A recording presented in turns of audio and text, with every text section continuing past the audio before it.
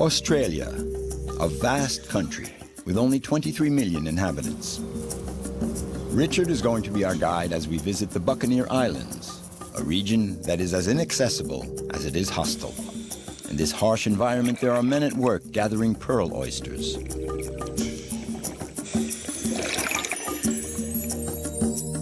In the very heart of Australia, Dave and his family live on the edge of the Simpson Desert. Living conditions may be hard, but Dave has given his children the biggest sandbox in the world. Further north in Arnhem Land, on the land of their ancestors, Simon, Russell, and Otto live their lives according to the Aboriginal traditions, a life with no constraints except those imposed by nature. Respect the land, you'll survive. You'll come back safely.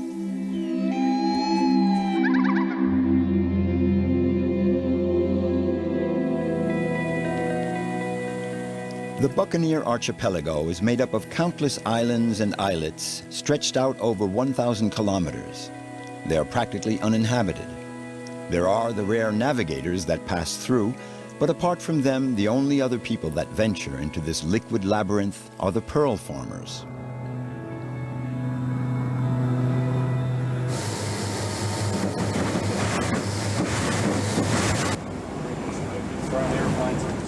This is the Grumman mallard. These are our transport vehicles for around this wilderness area. So we're in a place where there is no access.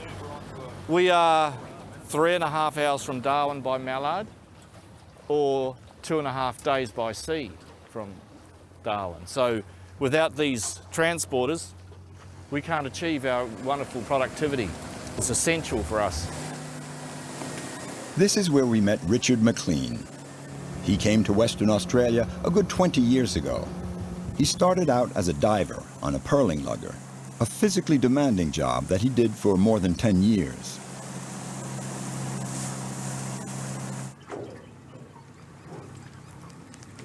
It's beautiful. And it's kind of peaceful at the same time too. If you take the time to stop and relax and listen to it, every time you come here in different light or different weather or different time of year, there's always something different that catches your eye, catches your imagination. I find it very inspiring.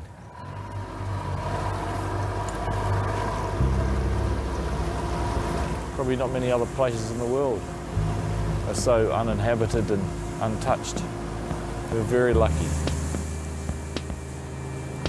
Make it back for breakfast. Richard could never bring himself to leave this region. Now he manages all the pearl farms for Paspali, one of the world's leading pearl companies. The story of these pearl oysters begins off the coast 300 kilometers south of the Buccaneer Islands. The divers first have to gather the wild oysters that will allow them to cultivate pearls. Tony Cook is getting ready for another dive. 20 meters down, the water is 19 degrees Celsius. The visibility is mediocre, but no matter, Tony has to dive. Our fishing season starts around April and runs for anywhere up to 2.5 to 3 months. We take a team of divers up to 48. Paspali will take down the coast on up to half a dozen different motherships. We tow the divers, we call them drift divers. Drift diving, we tow them along the bottom where they're sole purpose of being down there is picking up the shell, the wild shell, and during the day the divers will spend up to 8 hours a day underwater using our device tables to ensure that we have no decompression illness.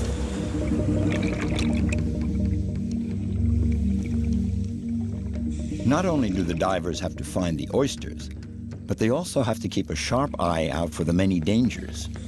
Sharks and deadly jellyfish, for example. Tony earns a good living with this work, but it's quite risky. A few years ago, while he was working for another company, Tony witnessed a tragic event that deeply affected him. There is some big fish out here. We have had attacks in the past. Probably, as I remember in my time, there's probably about half a dozen attacks and a fatality in '93, which was a mate of mine who got taken. The water was dirty, poor fizz, about less than a metre. and his dive buddy came up complaining of no air, got to the surface and the hose had been bitten in half. So he pulled the hose in with nothing on the end. About a week later we found his body in a shark that we caught. But yeah, it was pretty tragic for the whole industry and everyone involved. It's always in the back of your head, especially in dirty water when you're working zero visibility. I think it's like anything, once you've been doing it for so long, you just take it as part of your job.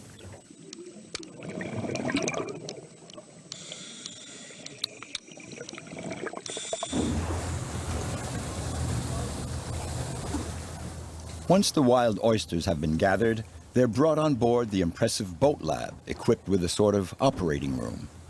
About 50 people live and work on board, 25 of them highly trained surgical technicians. This is a gold-lipped Pinctada maxima, more commonly known as the South Sea pearl oyster. As oysters go, it's huge and produces a brilliant nacre with a satin sheen. To produce pearls, they first have to gather wild oysters, then seed them in a top-secret operation that takes place behind this partition. Each oyster has to be delicately pried open in order to implant a nucleus, a small pellet of special limestone.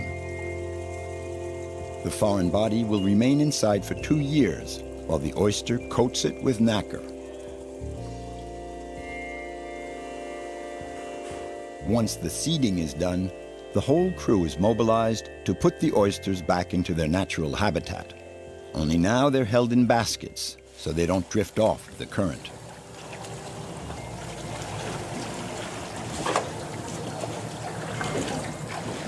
For the first few months after the operation, the oysters are closely monitored. Every day, Tony and the other divers have to keep a watchful eye on their precious oysters.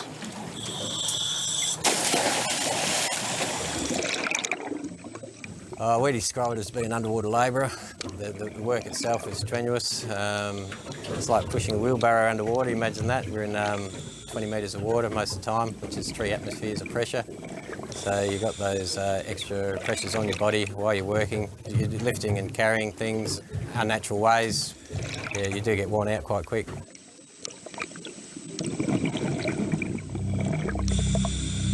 Like a nurse at a patient's bedside, Tony has to make sure that the gold-lipped Pinctada maxima are recovering from their operation.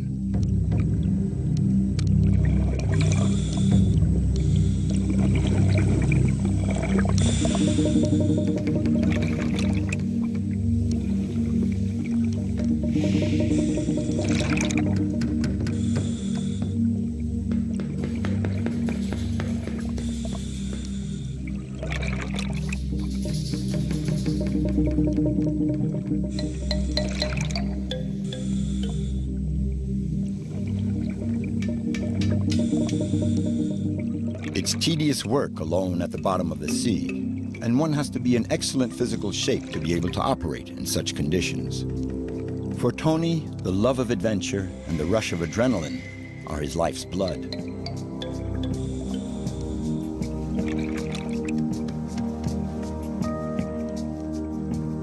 No, you're not seeing things. Tony is really toying with a sea snake. But he has to be careful, for one bite from this snake could be deadly.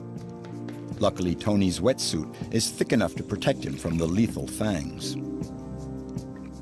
It's just a passion for diving and being on the ocean. Yeah, came up this way surfing and fishing, and ended up jumping on one of the pearl boats to start with when I was a young fellow, and just pursued it. Been with it for nearly 20 years, so yeah, I've never had a bad day. We're about to leave the operations grounds that we're at Sandy Point, and then head up into the Buccaneer Archipelago into Talbot Bay. It's going to be about a 16-hour run for us. We should be there probably tomorrow afternoon.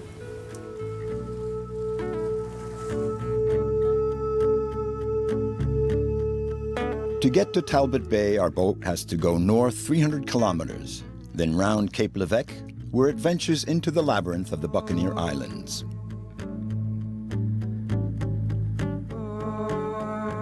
There's thousands of islands, inlets, channels, great tides. It's uninhabited, and it's just a fantastic area. The early morning light and the late afternoon light is when you see it at its best.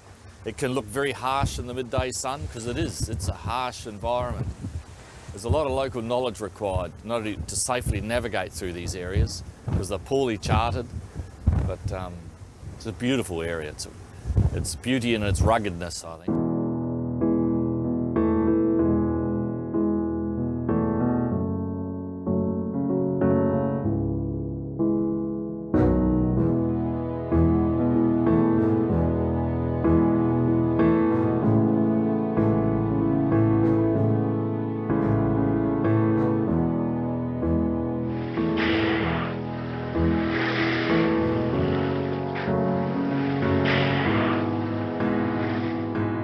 In this maze of land and sea, we see a few scattered installations. These are the pearl oyster beds. After recovering from their operation, the oysters spend close to 2 years here. It's a breathtaking spot, and so isolated and remote that there's no pollution. Perfect for the oysters. We're at Talbot Bay, in the centre or in the heartland of the archipelago now. This is our Talbot Bay pearl farm. It's a floating pearl farm. 13 people live here. And look what's in here. Have a look at this. It's just an aquarium. It's fantastic.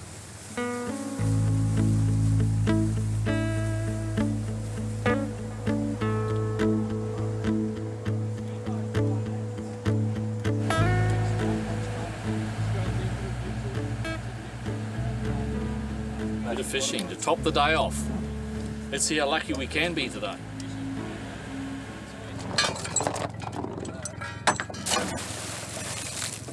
A lot of people, this is the reason they come to work here, so they can fish. It's more than a sport.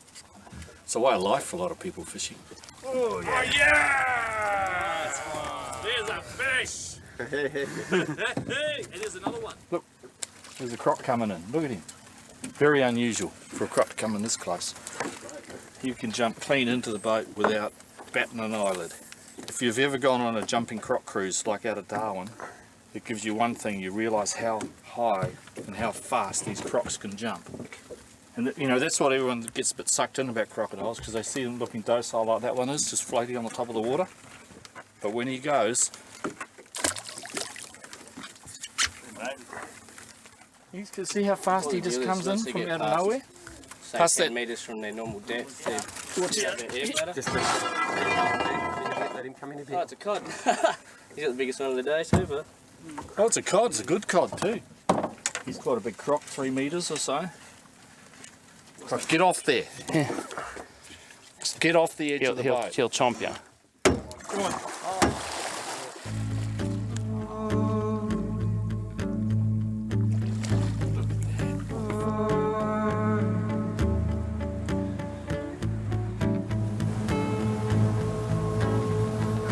There's a particular curiosity in this maze of channels that Richard wants to show us.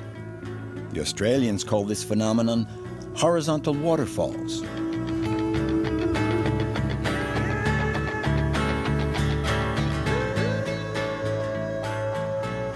Yeah, there's a lot of water trying to get in or out of these gaps, so it causes these eddies, whirlpools. It's a pretty, we're very lucky at the moment because it's almost slack water, but still there's this much turbulence. So you can imagine what it's like at flood tide. It's extremely dangerous. We wouldn't be coming through here in a flood tide. 24, 26 feet is the difference between high and low tide. And that amount of water coming through these tiny crevices and rock gorges and that, tremendous amount of energy, huge amount of water being moved. All that turbulence and water exchange also increases the amount of oxygen in the water for food life, for our pearl shell and for all other fish species.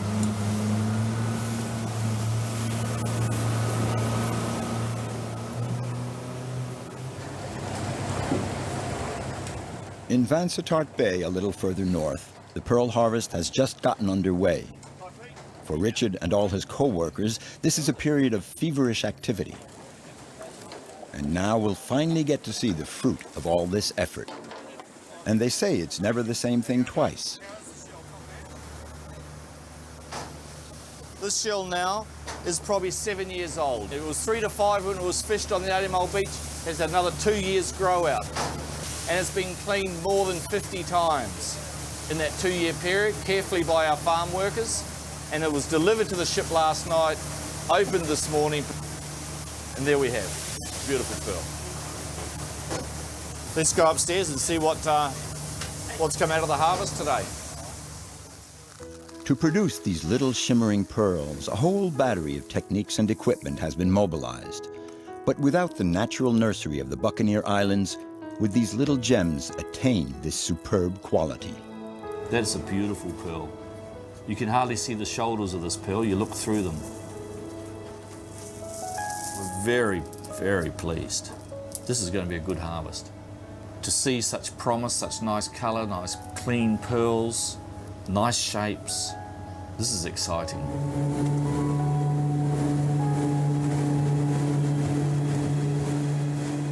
Richard has to take his precious cargo to Darwin. We'll take advantage of the seaplane to leave this magical spot. But Richard will soon be back here in this territory so removed from civilization.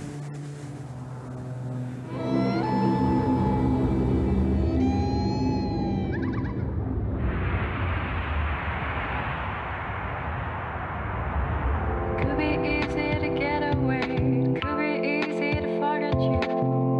It could be so hard today. How many times did I fight? How many times did I cry? And there you on channel? Yeah, receiving, Dave. Yeah, I've just picked up those boys. We're on our way back for a beer. Copy that.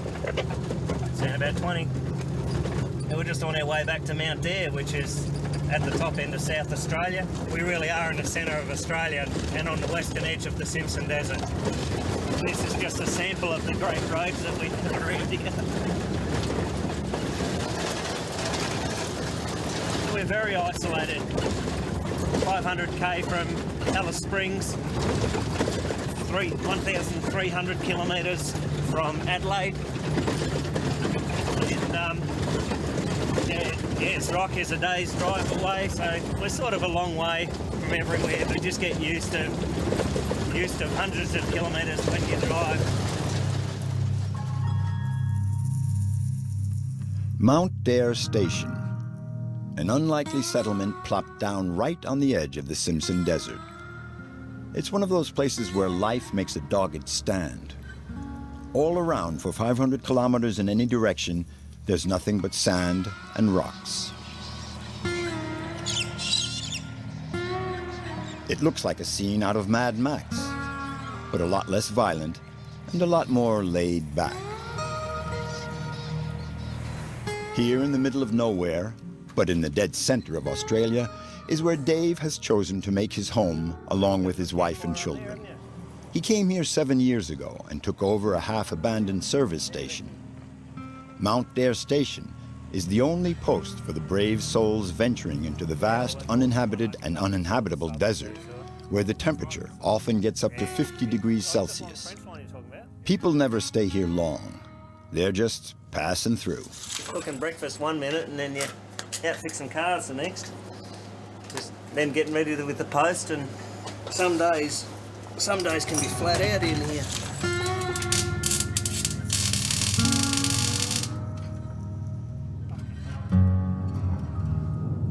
Dave is the only person you can count on if you get lost in this hostile environment. This spot does have the one natural resource that made it possible for Dave to settle here, a source of water. Everything else has to be brought in from the outside, and that means far away. This is all the supplies we need to look after all the tourists that come through. And at this time of year, it's very busy, so as you can see, we've got quite a load on at the moment. Takes us about 7 hours in the truck. It's usually 2 nights in town. And yeah, then we get back here, unload it, rush off and go and do another job. You do have to plan well ahead, and if you forget something, well, it's weeks before you get it.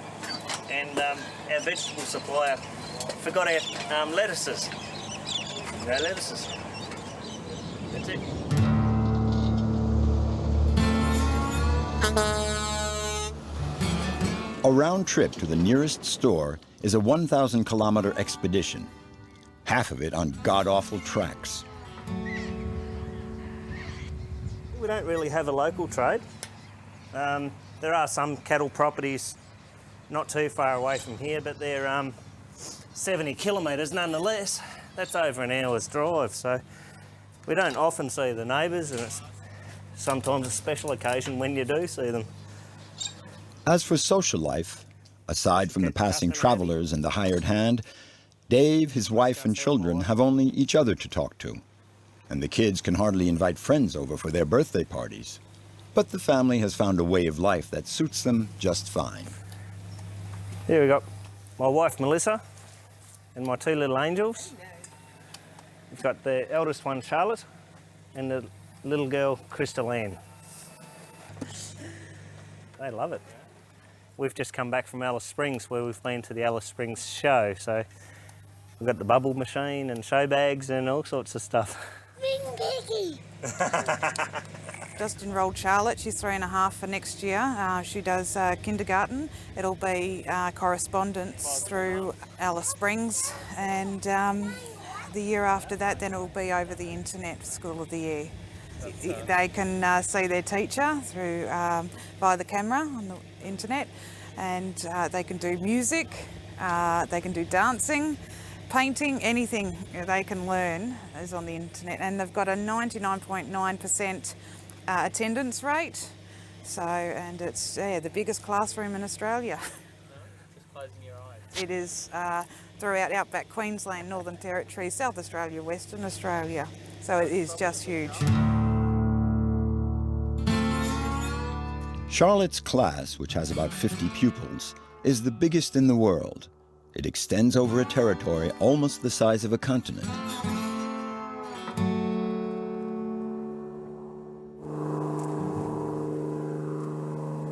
We're going out to the airfield to go and meet the plane. The plane brings the mail in every Wednesday, and they take one of these, all their outgoing mail, and we collect our incoming mail. My name's Rich, and I fly the mail plane for Chartier, based out of Alice Springs. It involves delivering mail to remote homesteads, communities around the centre of Australia. This company has the longest mail run in the world. There are mail runs that 3 hours flying in a straight line to get to the first stop.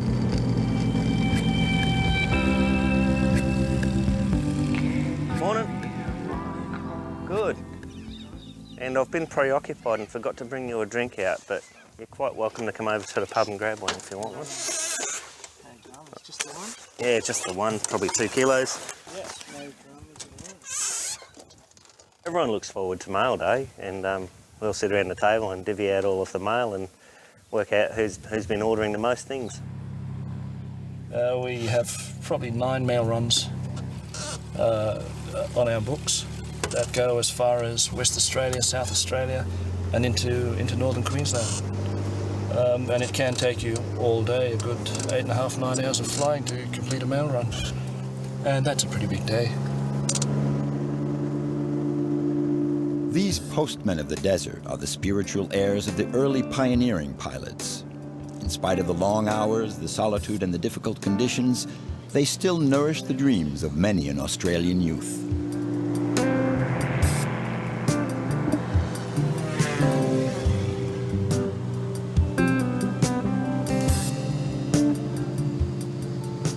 It's remote area flying.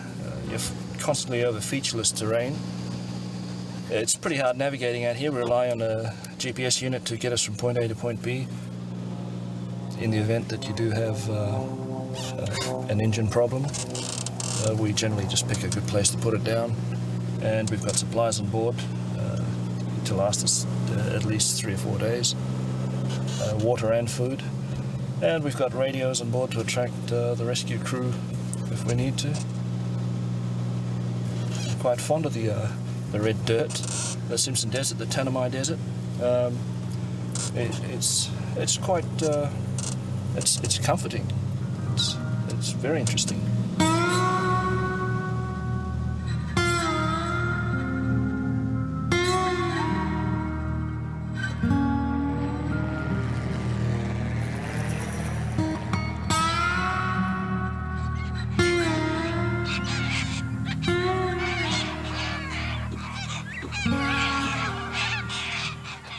we've got to put the big wheels on, mate. We've got to go out in the desert for a couple of days, so I'm going to slot these on.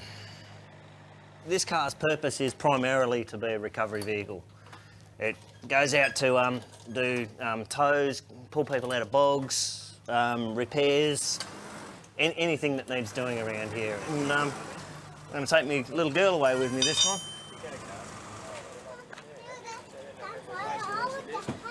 Yeah, you going to stay in the swag? Yes. All right. See ya. See you in a few days. Bye.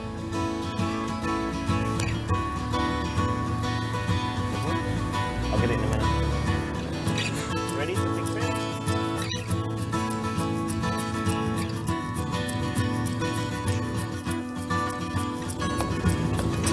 The kids really enjoy growing up out here. I just think it's a great environment for them. Charlotte really loves it. She loves camping. Really loves camping, sleeping in the swag and stuff, looking out at the stars through the open swag. Loves it.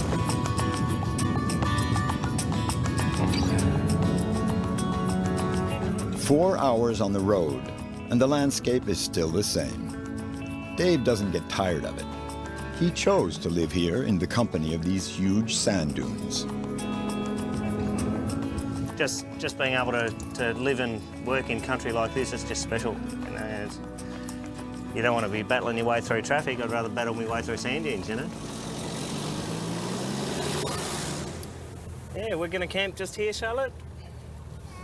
This be a good place for the camping. Yep. And to get. There you go. Get the camping stuff out now. Yeah. Oh. We're at Perney Bore, which is 65 kilometres to the east of Dalhousie Springs.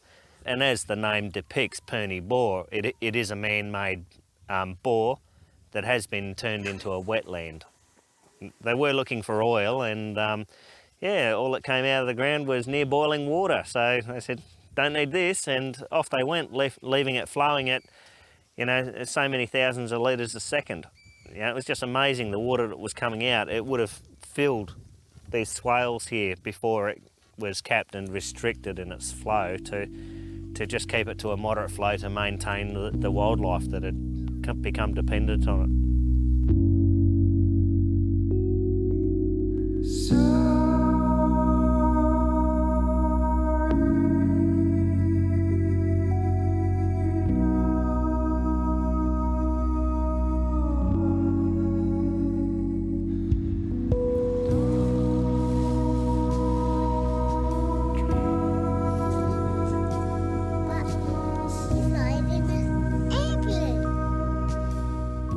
To raise kids out here has been a great privilege. Just this morning, Charlotte gets out of bed and says, come on, Dad, let's go and find some camels. You know, how many other kids are going to get out of bed and say that in the morning? This is Australia's largest sand pit. She plays out here, you know, like any other kid plays in their backyard, but I just think the scenery around here is just a little bit more special than the average backyard.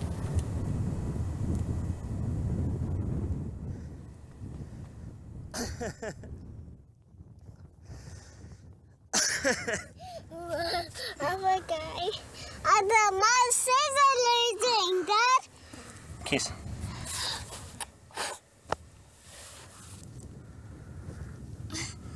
Oh, Dad, you know it's a sand pit.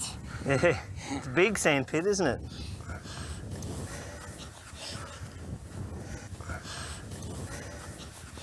Can you see how they happen, all these little waves? Yeah. Right? They're pretty, aren't they? That's the wind that makes those. And the wind makes one little wave like this, right? And then eventually, this little wave will be as big as this sand dune. Because all these big sand dunes start off as little waves.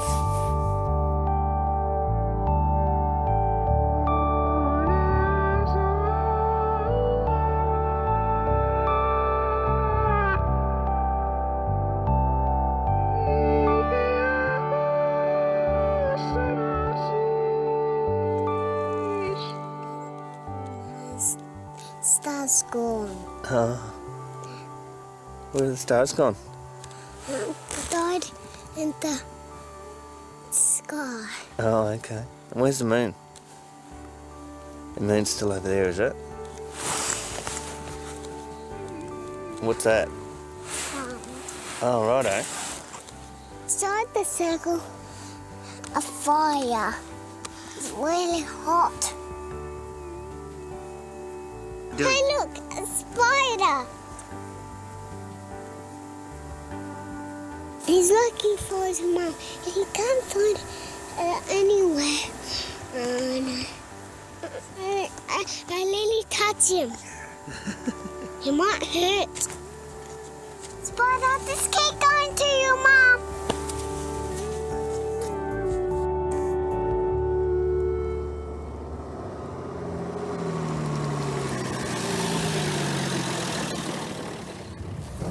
When you're out in the Simpson Desert, you've got 300 kilometres of sand dunes, no habitation for 500 kilometres between Mount Dare and Birdsville.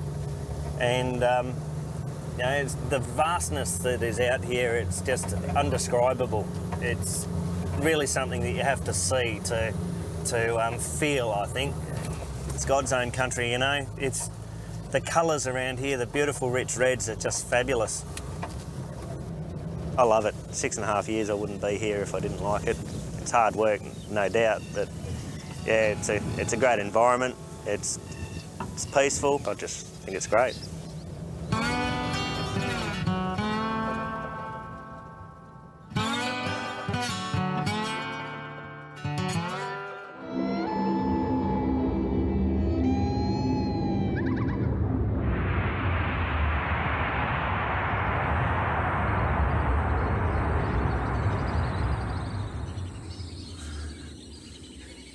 Arnhem Land is in the north of Australia. This vast preserved territory is a world of its own, like a state within a state.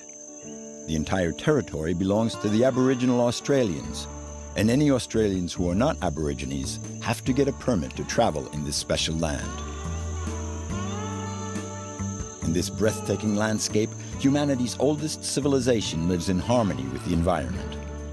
For more than 40,000 years, the same people have been living on the same land here. At present, there are no more than 15,000 Aborigines living on a territory of close to 100,000 square kilometers.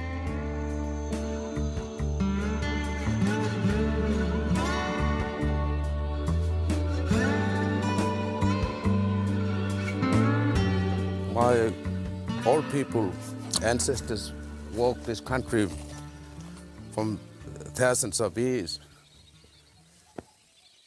And they left the old track here. This is tough country. You have to have a lot of knowledge to survive on this country. My father taught me how to live on country, and he learned from my grandfather. The knowledge has been passed on to this country. In the heart of this peaceful landscape, we meet Otto Bulmania. He's a clan chief. According to tradition, each clan lives on its own territory and moves around according to the seasons. Before, when Otto's father or grandfather would roam with the family, they could easily cover more than 400 kilometers on foot on their clan's territory.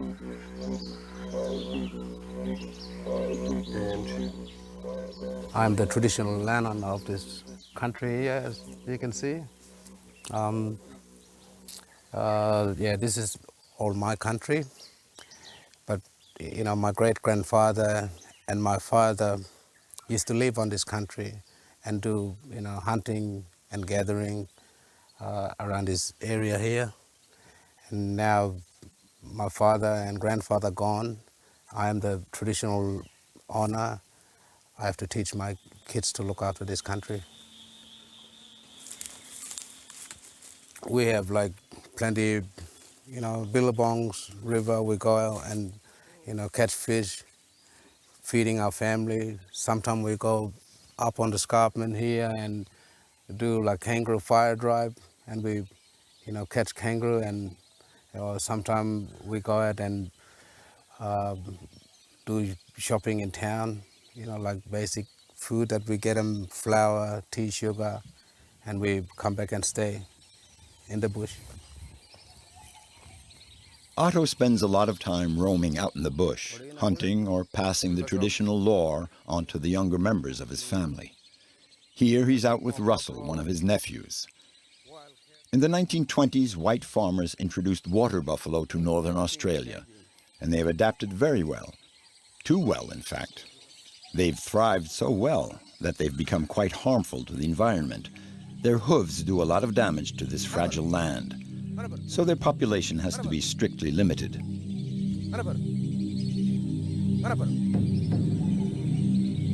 Why?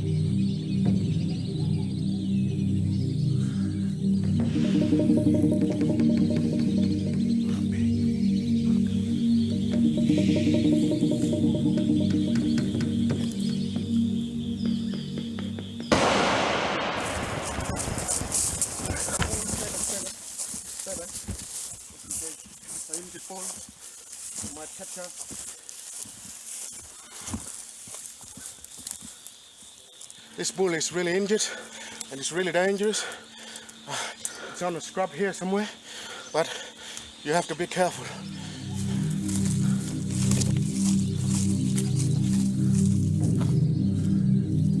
There's no hunting season for the Aborigines.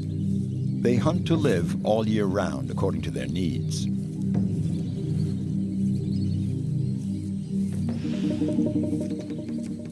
We eat a lot of bush meat.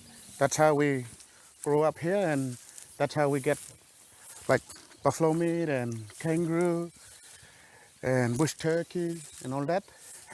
And there's a buffalo here, so I got them already. I think I might have a look what sort of meat I need, and I'll get it out as soon as I get it out. And I think that's our bush food.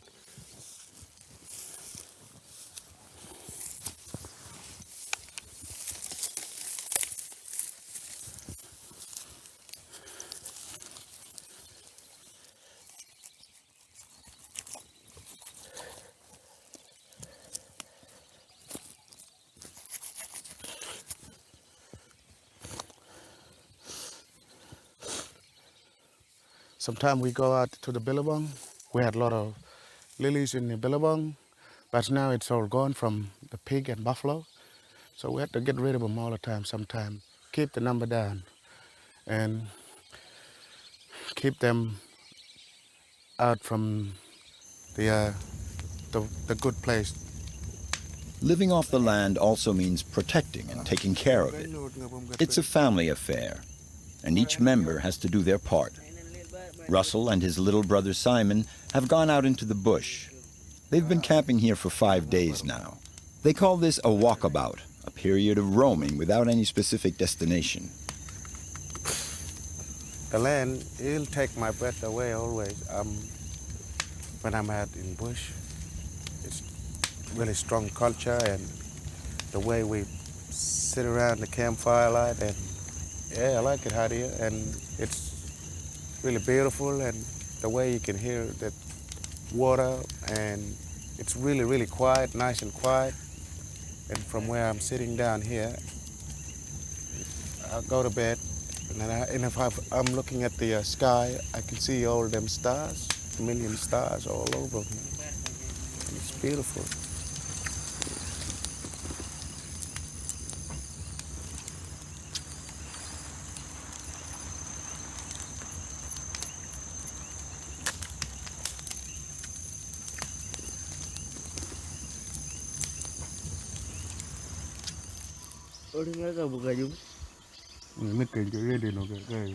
A walkabout can last a few days or a few weeks.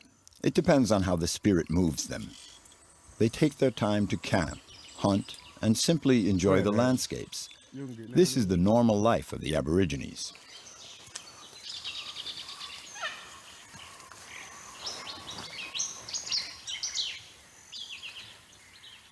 You know, watch out for crocodiles in this water, for sharks.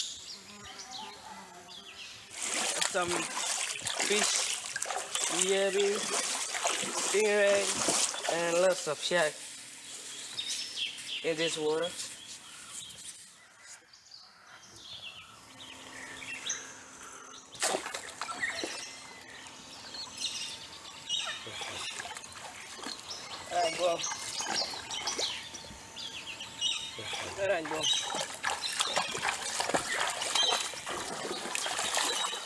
This is my mother country, you know.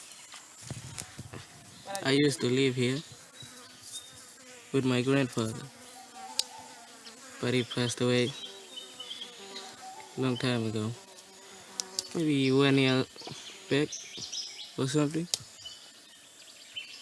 I used to saw him spear a kangaroo on his country.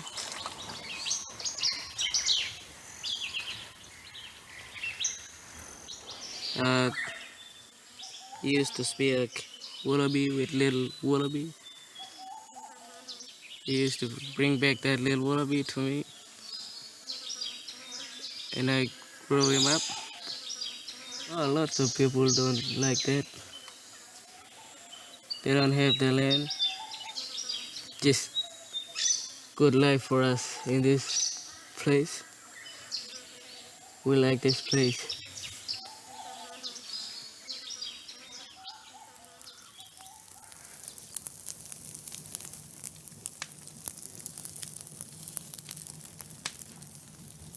Bushfires raging out of control can be devastating for these parched lands. For ages, the ancestors of Russell and Otto have been using fire to fight fire, to avoid the extreme ravages it can cause.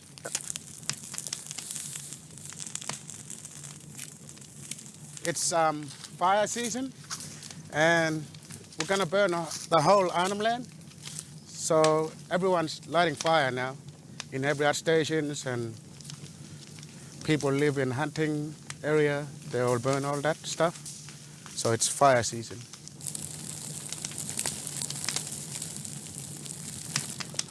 Some area we live for long, 2-3 years, fuel load, we get big problem like big fire, and you can see big black scorch mark right on the top.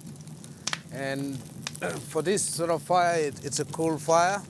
And when we burn like this, few days time, all the reshoot grass will come back, and then wallaby will come back, big buffalo will come back, wild cattle, and we can, spot them in a good place.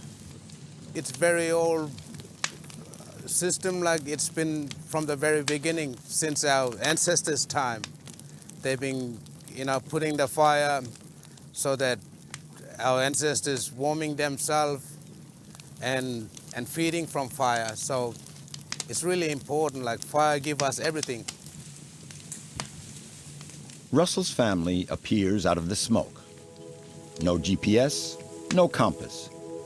The Aborigines can drive for hours way out in the bush and find exactly what they're looking for. They've dropped in to spend the evening with Russell, which means getting dinner for 10 extra people. But that doesn't seem to worry Russell.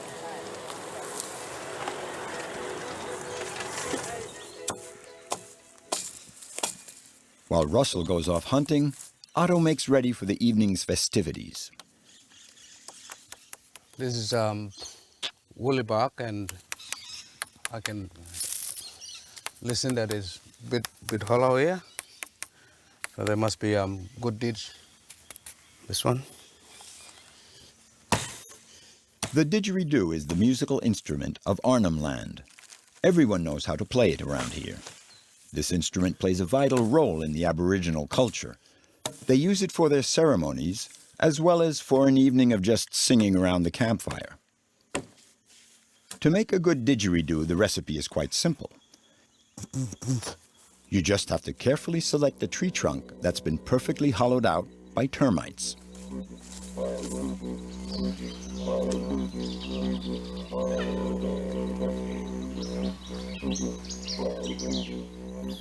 And I got a lot of family, just came up for visit. So I think I need to get a lot of meat a little bit and take it back, and we'll cook them around. And I think we'll sit around the campfire. Saturday night out. That's a family night to enjoy eating and have fun and talking each other. And I think we're gonna have a big feed and wash our hand, and I think go to bed.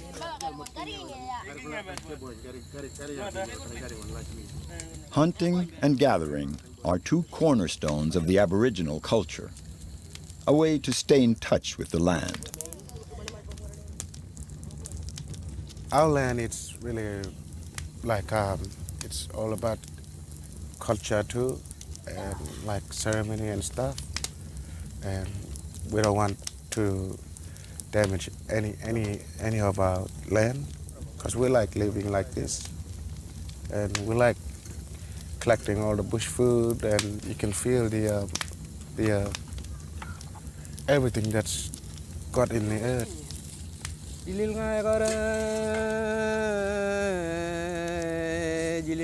gore, marngare ngalibi bay, daimre bogoboy, blumbele jiberai, raja darnanai ngalam. Jilil ngai gore, marngare ngalibi bay. Yan nai go. Dari up.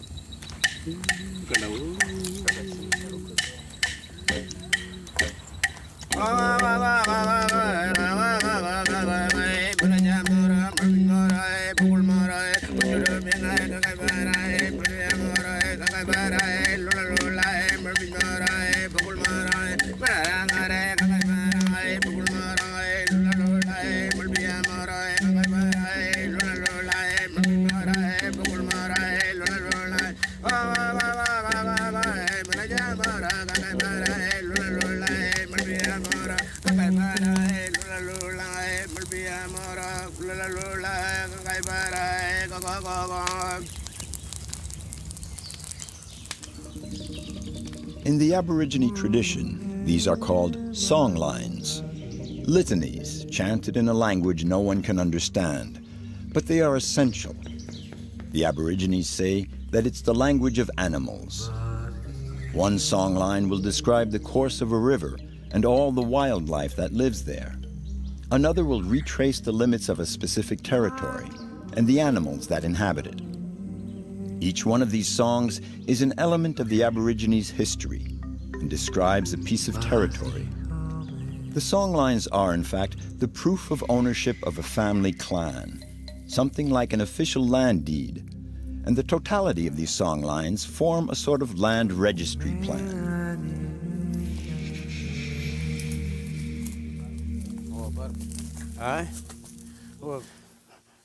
This is like my grandfather's wet season camping area. During floodwater, he used to come and camp here for black wallaroo, for hunting kangaroo. There's no any car track, pretty rough country. It's a middle of nowhere, and you can find them this sort of painting around this everywhere. All these oral and pictorial traditions go back to the dawn of time. They're a way of transmitting information, and even though they're not written, they're just as precise. For Otto and all the Aboriginal Australians, the history of their people is made up of a succession of personal anecdotes. If I'm walking on other man's country, I don't tell the story because I don't speak the language. New people always sit quiet when it's entering other man's property, and always sit quiet because you don't know what's the story behind you. But if you living on your country, you can tell them big mob story. You can tell them about, oh, let's go and hunting there, or let's have ceremony up here, and all the family, like country, make us talk, and it's there alive. It's watching us. If we make one mistake, we get sick because old people's spirit are watching us, and if we can't do proper way by respecting the land, we get sick, fall from rock or big ironwood tree, goes through our feet, and there's a lot of dangerous part. So respect the land, you'll survive, you'll come back safely. The Aboriginal people of Australia have managed to survive much longer than any other civilization on Earth. And the key to such longevity surely lies in the great respect that they show towards their land and the creatures that live there.